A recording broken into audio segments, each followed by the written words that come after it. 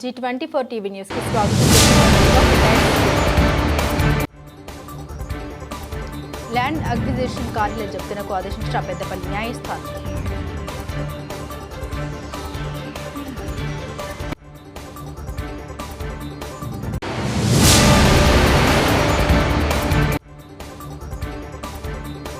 ఆర్సీవన్ GM కార్యాలయంలో మాజీ ముఖ్యమంత్రి స్వర్గీయ కొణిజేటి రోషయ్య జయంతి వేడుకలు.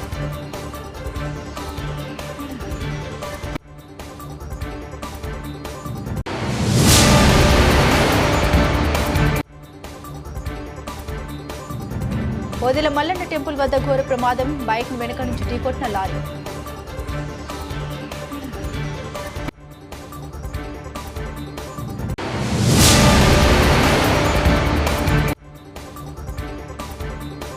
ఆర్టీసీ బస్సుల్లోనే ప్రయాణించాలి, Godavarikhani depot manager Nagabhushan.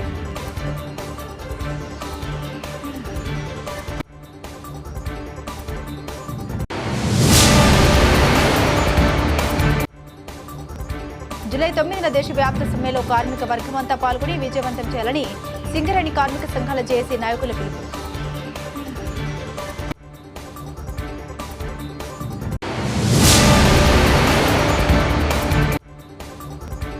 BRS party సైనికుల ఎన్నికల్లో సత్తా చాటాలి, రామగుండం మాజీ ఎమ్మెల్యే పెద్దపల్లి జిల్లా బీఆర్ఎస్ పార్టీ అధ్యక్షులు కోరుకట్టి చెందారు.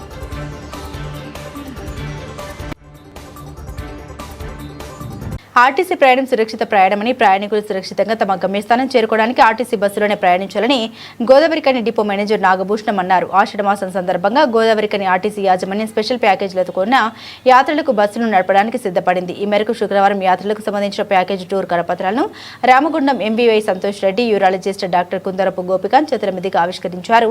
అరుణాచలానికి పెద్దలకు 5,900, పిల్లలకు 4,900 రూపాయల ఛార్జీలు, శ్రీశైలం పెద్దలకు 3,300, పిల్లలకు 2,500, అన్నవరం సింహాచలంకు పెద్దలకు 3,400, పిల్లలకు 2,700, అలాగే ముంచింతల్ చిలుకూరి బాలాజీ యాత్రకు పెద్దలకు 1,430, పిల్లలకు 1,150, యాదగిరిగుట్ట స్వర్ణగిరి యాత్రలకు పెద్దలకు 1,090, పిల్లలకు 900 రూపాయలుగా ఛార్జీలు నిర్ణయించడం జరిగిందని తెలిపారు. ఈ కార్యక్రమంలో ఆర్టీసీ అధికారులు రాజిరెడ్డి, అమృత, సిబ్బంది పాల్గొన్నారు.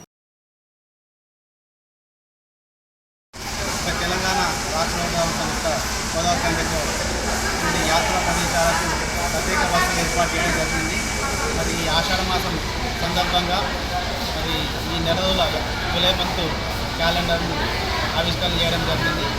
ఈ సమావేశానికి సంతోష్ రెడ్డి ఎంఏ గారు, అదేవిధంగా గోపికాంత్ గారు, మేడం గారు రావడం చాలా సంతోషంగా ఉన్నది. మరి వీరికి ప్రత్యేకమైన ధన్యవాదాలు తెలియజేస్తూ మరి ఈ జూలై క్యాలెండర్లో అరుణాచలం యాత్రకు గోదావరి నుండి ఏసీ బస్సు అందించడం జరుగుతుంది. మరి గతంలో కూడా సూపర్ లగ్జరీ బస్సులు, ఏసీ బస్సులు ప్రొవైడ్ చేయడం జరిగింది.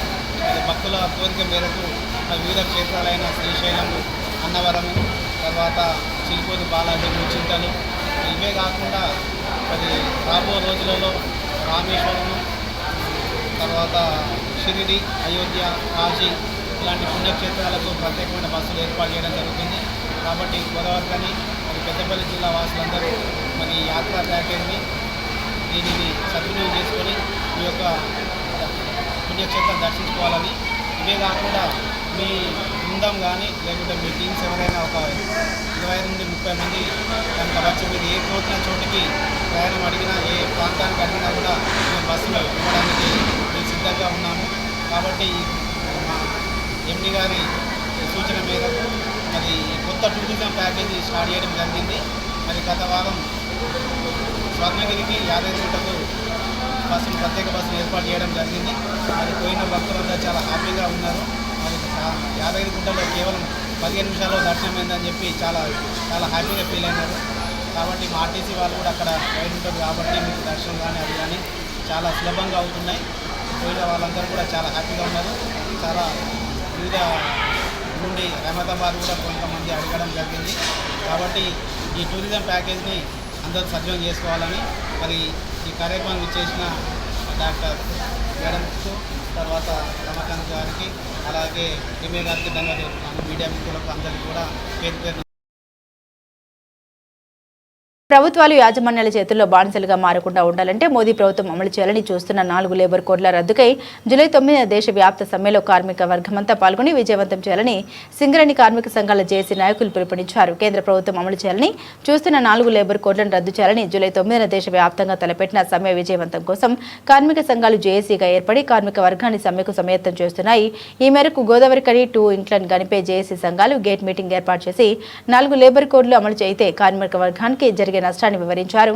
ఈ గేట్ మీటింగ్ లో AITUC, INTUC, TBG, KS, CITU, IFTU సంఘాల నాయకులు Maddi Ellagoud, Miryala Rajureddy, Mende Srinivas, Tyson Srinivas, K Viswanath, K Swamy, Arelli Posham, Rangu Srinivas, Vaddapalli Shankar, Parlapalli Ravi, Gundeti Srinivas, Uppala Srinivasarao, బంగళరాములు, ఆనబోయిన Shankar తదితరులు పాల్గొన్నారు.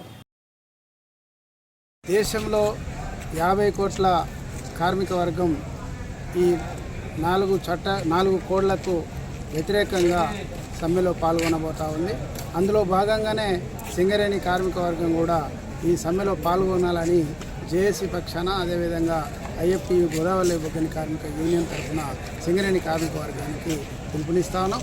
ఎందుకంటే ఇవాళ మనము ఈ సమ్మె చేయకపోతే మోడీ ప్రభుత్వం ఇంకా దూకుడుగా వచ్చి ఇవాళ రైతాంగంలో ఉన్నటువంటి రైతు భూములను గుంజుకుంటా ఉన్నాడు, పరిశ్రమలు మూసివేస్తూ ఉన్నాడు, పరిశ్రమలను అన్నింటినీ కూడా ప్రైవేటు వాళ్ళకు అప్పచెప్తా ఉన్నాడు. కాబట్టి ఇవాళ ఆ ప్రైవేటు వాళ్లకు పరిశ్రమలను రక్షించుకోవాలన్నా, ఉద్యోగ భద్రత రక్షించుకోవాలన్నా ఇవాళ ఈ జూలై 9న జరగబోయే సమ్మెను విజయవంతం చేయాలని సింగరేణి కార్మిక వర్గానికి మరొకసారి జేఏసీ తరఫున విజ్ఞప్తి చేస్తూ ఉన్నాం. సమ్మెలు లేని, సంఘాలు లేనటువంటి భారతదేశాన్ని సృష్టించాలని చూస్తున్నటువంటి నరేంద్ర మోడీ చర్యలకు చెక్ పెట్టడానికి జూలై 9న జరిగేటువంటి దేశవ్యాప్త సమ్మెలో భాగంగా సింగరేణి కార్మిక వర్గం కూడా పాల్గొని విజయవంతం చేయాల్సిందిగా జేఏసీ తరఫున, అలాగే తెలంగాణ బొగ్గని కార్మిక సంఘం తరఫున తెలియజేస్తా ఉన్నాం.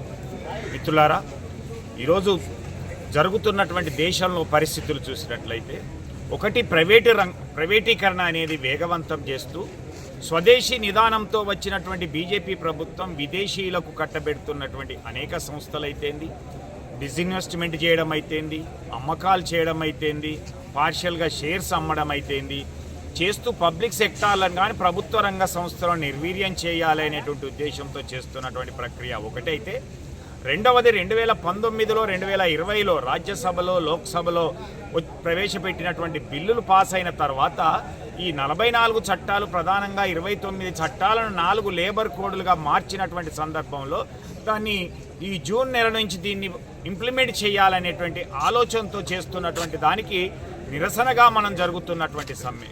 ఆ రోజు 19-20లో జరిగినటువంటి ఒక ఆమోదం తర్వాత 2021లో తెలంగాణ బొగ్గని కార్మిక సంఘం ఆధ్వర్యంలో ఈ ప్రైవేటీకరణ లేబర్ కోడ్లకు వ్యతిరేకంగా మనం సమ్మె పిలిపించేసి డిసెంబర్ 9, 10, 11వ తేదీలో 2021లో సమ్మెను విజయవంతం చేసుకొని ఆ తర్వాత మనం యాజమాన్యంతో ఒప్పందం కూడా అన్ని సంఘాలను కలుపుకొని టీబీజీ కేసు చేసుకున్నటువంటిది కూడా మనకు గుర్తే. అయినప్పటికీ కూడా మూడవసారి గెలిచినటువంటి బీజేపీ ప్రభుత్వం దాన్ని ఇంప్లిమెంట్ చేయడంలో ముందుకొస్తూ కొన్ని రాష్ట్రాల్లో ప్రవేశపెడుతున్నటువంటి ఇంప్లిమెంట్ చేస్తున్నటువంటి దానికి నిరసనగా జరుగుతున్నటువంటి ఈ యొక్క సమ్మె, దీన్ని విజయవంతం చేయాలి. ఈ సమ్మె ఎందుకు అనంటే, ఈ సమ్మె నీ కోసం, నీ ఎగ్జిస్టెన్స్ కోసం, నీ సంస్థ ఎగ్జిస్టెన్స్ కోసం, నీ వేజెస్ కోసం, నీ సోషల్ సెక్యూరిటీ కోసం, నీ ఐఆర్ పాలసీని మెరుగుపరచుకోవడం కోసం, నీకు సేఫ్టీ హెల్త్ కూడా కండిషన్స్ మెరుగుపరచుకోవడం కోసం ఈ 4 విషయాలలో చేసినటువంటి చట్టాలు, దానికి బదులుగా వస్తున్నటువంటి లేబర్ కోడ్ల వలన నీకు నష్టం జరుగుతుంది అనేటువంటి, నీకు ఏదైతే హైర్ అండ్ ఫైర్ అండ్ విధానాన్ని నీకు తీసుకురావడం వలన నీకు శాశ్వత ఉద్యోగులు, పర్మనెంట్ ఉద్యోగులు అనేటువంటిది ఏ సంస్థలు కూడా లేకుండా చేయాలనేటువంటి ఉద్దేశం. ఈరోజు అగ్నివీర్లో ఏదైతే 4 సంవత్సరాలకే కాలపరిమితి పెట్టి సగం మందిని పంపుతున్నటువంటిది, అదే అంతటా కూడా కొనసాగించేటువంటి అవకాశం. మనం అవుట్సోర్సింగ్ కార్మికులకు కూడా పర్మనెంట్గా ఉండాలి, కాంట్రాక్టర్ మారినా కానీ కార్మికుడు మారద్దు అని మనం తీసుకొస్తూ ఉంటే, ఈరోజు అసలు పర్మనెంట్ ఎంప్లాయీ లేకుండా చేస్తున్నటువంటిది అయితేంది, లేదా నీ సోషల్ సెక్యూరిటీ ఈరోజు సిఎంపిఎఫ్ లాంటి, ఈపీఎఫ్ లాంటి దాన్ని 12% ఉంటే 10%కే తీసుకురావాలి అంటే మనకి 24% బదులుగా గోదావరిఖని పట్టణానికి వస్తున్న రాష్ట్ర కార్మిక గనుల శాఖ మంత్రి వివేక్ వెంకటస్వామికి ఘన స్వాగతం పలుకుదామని జాతీయ ఎన్బీసీ మెంబర్ బబ్బర్ సలీం పాషా మాల సంఘం నాయకులు గుమ్మడి కుమారస్వామి పిలుపునిచ్చారు.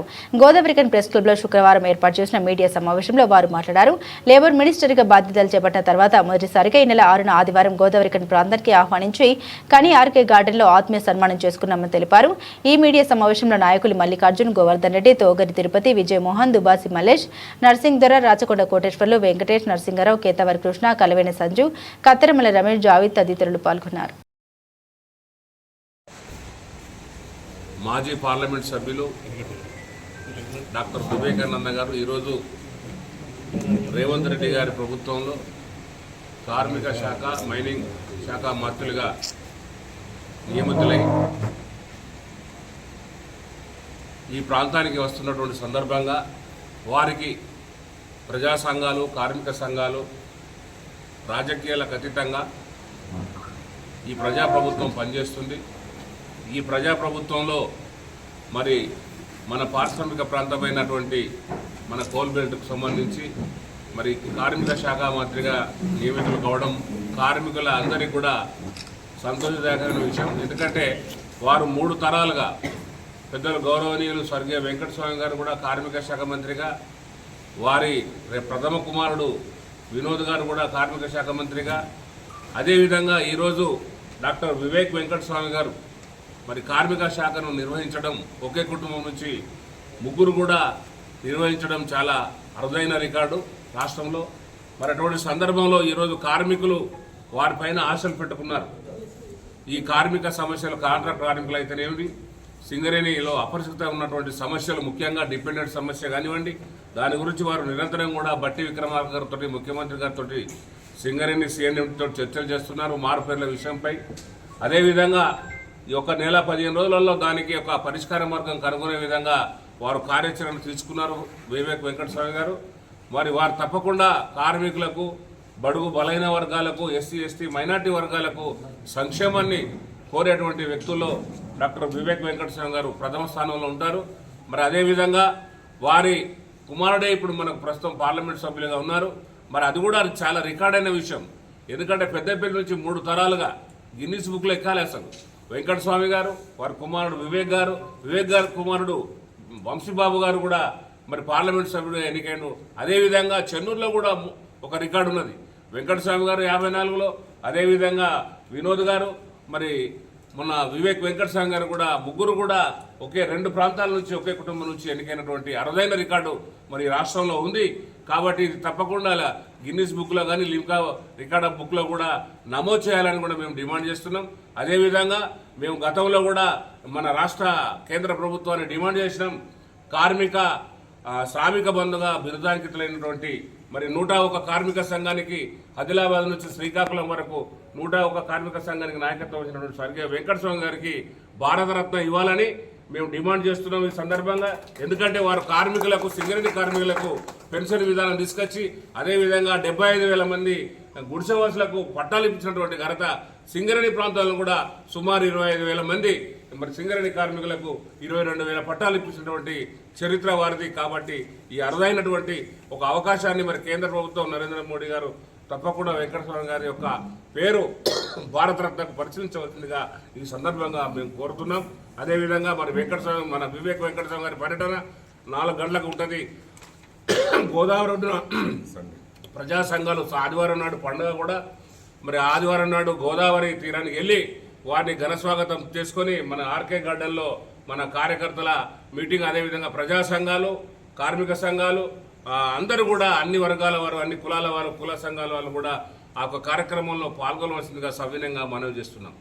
పరిస్థితులు దశాబ్దాల వారీగా పెద్దపల్లి జిల్లా, ఉమ్మడి కరీంనగర్ జిల్లాకు పరిచితులైనటువంటి గౌరవనీయులు, పెద్దలు, కీర్తిశేషులు వెంకటస్వామి గారి యొక్క ఆశీస్సులతో ఈ ప్రాంతంలో ప్రతి ఒక్కరికి తెలిసినటువంటి విషయం. ఎన్నో పెద్ద పెద్ద కార్యక్రమాలు ఈ ప్రాంతంలో ఆనాడు జరిగినవి.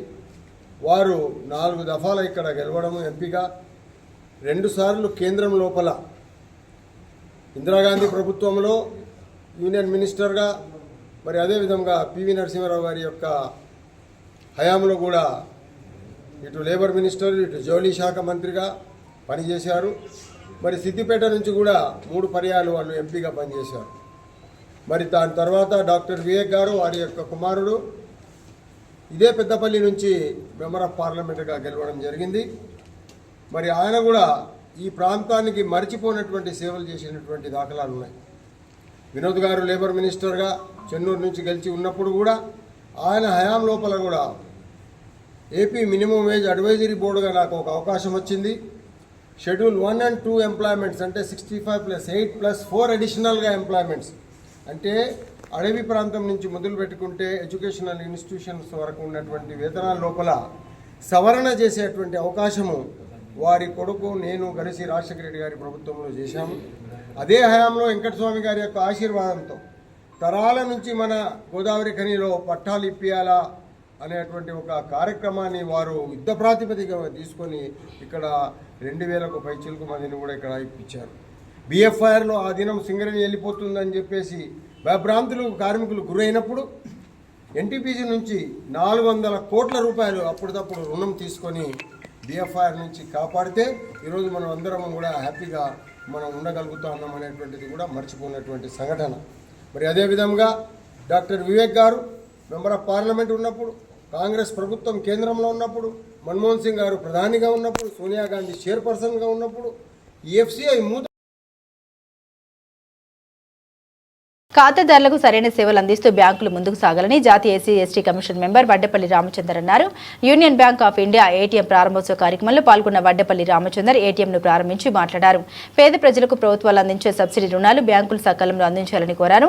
ప్రజలు కష్టపడి సంపాదించిన డబ్బుల్ని అధిక వడ్డీలకు ఆశపడి మోసగాళ్ల చేతుల్లో పెట్టకుండా బ్యాంకుల్లో భద్రపరచుకోవాలని సూచించారు. ఈ కార్యక్రమంలో Union Bank DGM D Aparnareddy, AGM Radhakrishna, LD M Venkatesh, Union Bank మేనేజర్లు నిశాంత్, నిరంజన్ ప్రసాద్, భీమేష్, గోపీకృష్ణ, విష్ణుకుమార్, హిమాంశు, బారిక్, వెంకట్ మురళి, మనోజ్, అధికారులు Anubhav, Kashyap, Nagendrababu, Ashish Kumar, Akshay, Lavanyareddy, Madhavi, Najima, BC Pavan Kumar, Rajesh Goud, Satish Mohan, SSG group మహిళలు శారద, సరిత, సవిత, రాజకుమారి, షహీద, సాధన సిబ్బంది, ముస్తఫా, ఖలీద్ తదితరులు పాల్గొన్నారు. కొంతమంది నిరుద్యోగ యువతను చేరదీసి ప్రభుత్వ సహకారంతో హైదరాబాద్ బాలానంద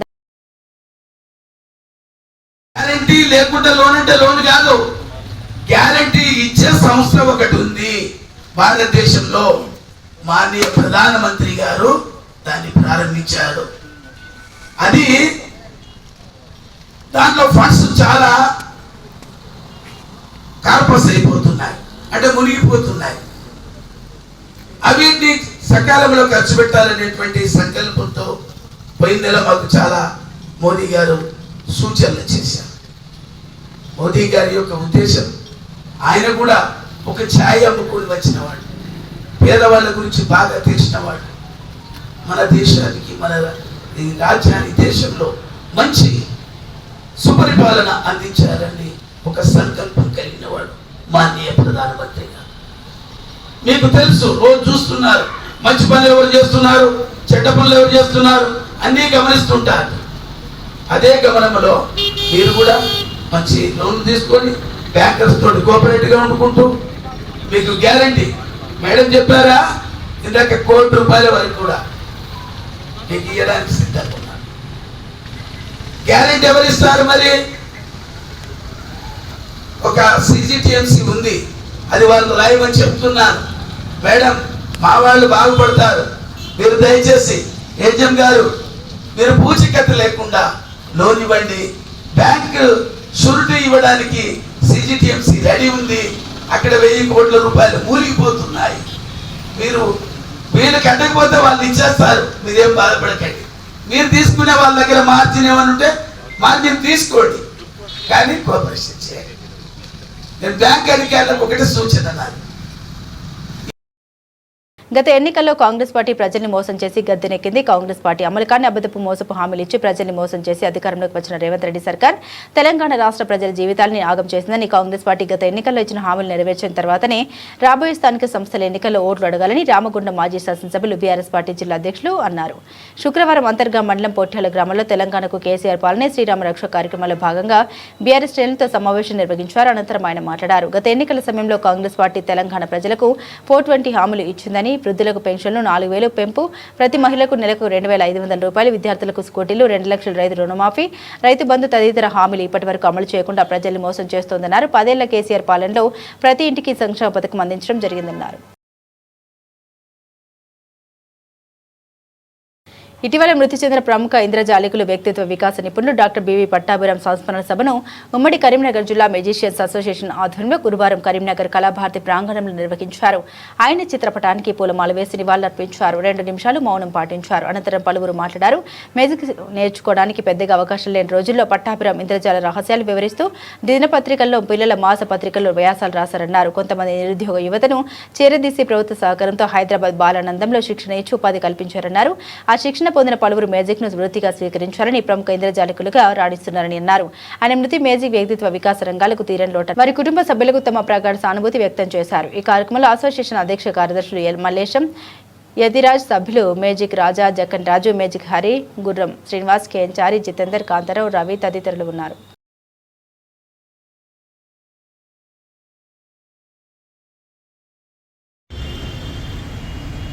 కీర్తిశేషులు టీవీ పట్టాభిరామ్ గారు మెజిషియన్గా, హిప్నాటిస్ట్గా, వ్యక్తిత్వ వికాస నిపుణుడిగా, కౌన్సిలింగ్ సైకాలజిస్ట్గా వీటికి సంబంధించినటువంటి అంశాలన్నింటినీ కూడా గ్రంథస్థం చేసినటువంటి బహు గ్రంథ రచయితగా కూడా మన ఉభయ తెలుగు రాష్ట్రాలలో అందరికీ కూడా తెలుసు. వారు రాసినటువంటి పుస్తకాలు కేవలం తెలుగులో మాత్రమే కాకుండా తమిళంలోను, కన్నడంలోను, ఇంగ్లీషులోను కూడా అనువాదం కావడం జరిగింది. అటువంటి పట్టాభిరామ్ గారు మన మధ్య లేకపోవడం నిజంగా చాలా బాధాకరం.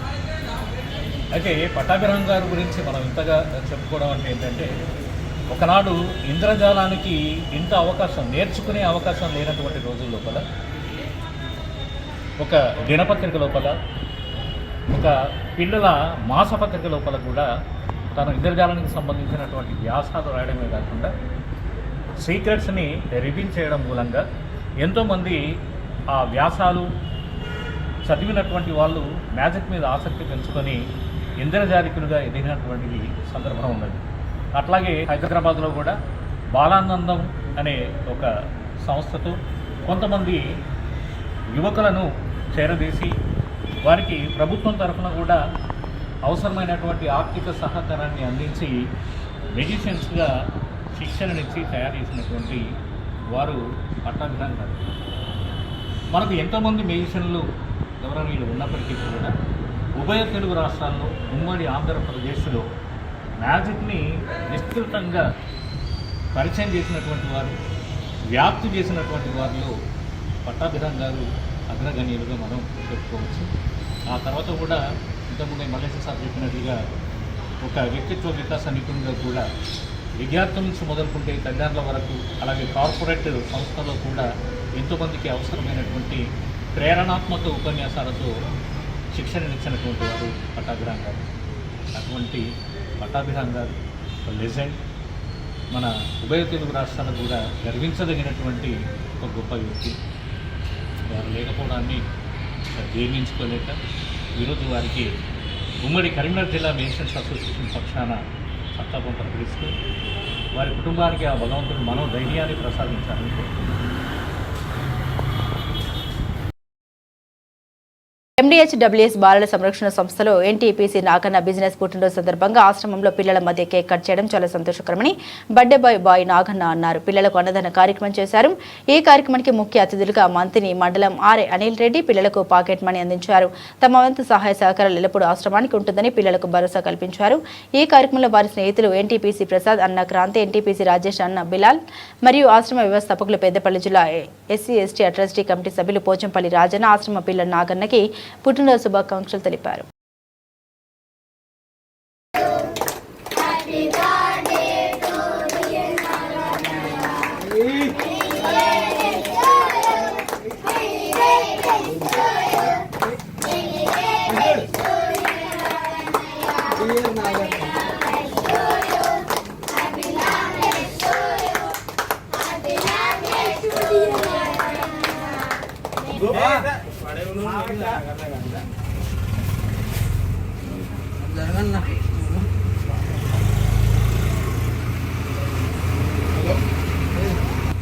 నిఖిల్ భాయ్ రాకపోయినా ఓకే ఫుల్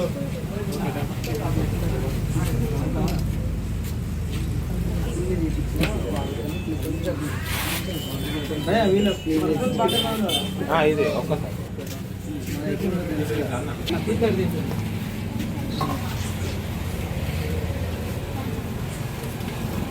వీడియో చేసి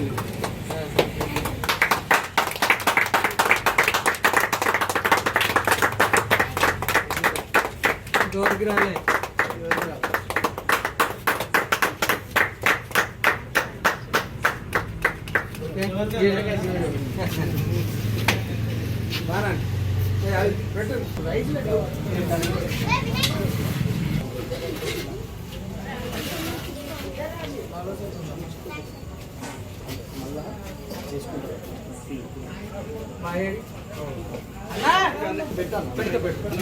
అవుతలేరు అన్న మంచిగా పెట్టుకో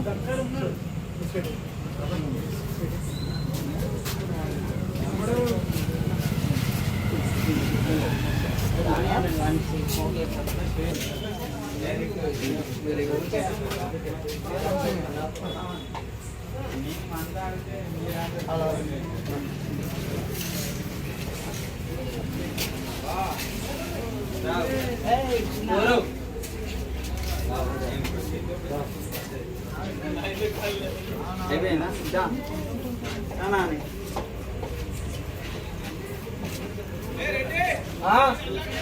చేసిన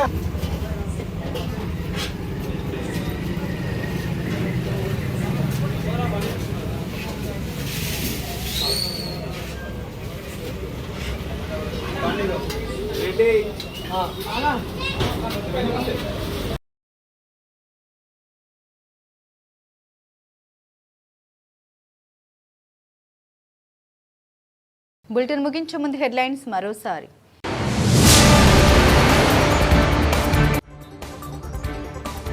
ల్యాండ్ అక్విజిషన్ కార్డుల జప్తునకు ఆదేశించిన పెద్దపల్లి న్యాయస్థానం.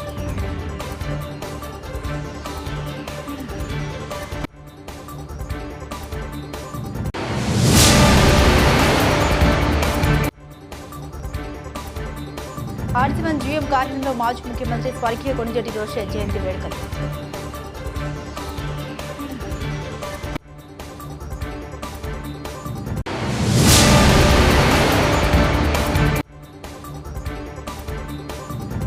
ఓదెల మల్లన్న టెంపుల్ వద్ద ఘోర ప్రమాదం, బైక్ వెనుక నుంచి ఢీకొట్టిన లారీ.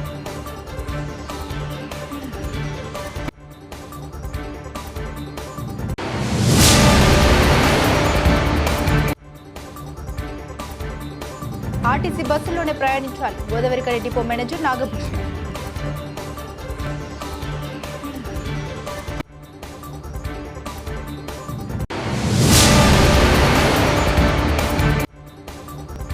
జూలై 9న దేశవ్యాప్త సమ్మెలో కార్మిక వర్గం అంతా పాల్గొని విజయవంతం చేయాలని సింగరేణి కార్మిక సంఘాల జేఏసీ నాయకుల పిలుపు.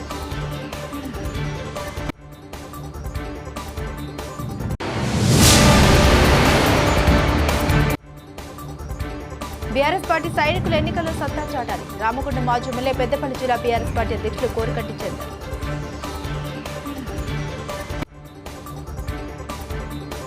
ఇవి బులెటిన్లోని విశేషాలు. తిరిగి మరో బులెటిన్తో మళ్ళీ కలుసుకుందాం. అంతవరకు సెలవు, నమస్కారం.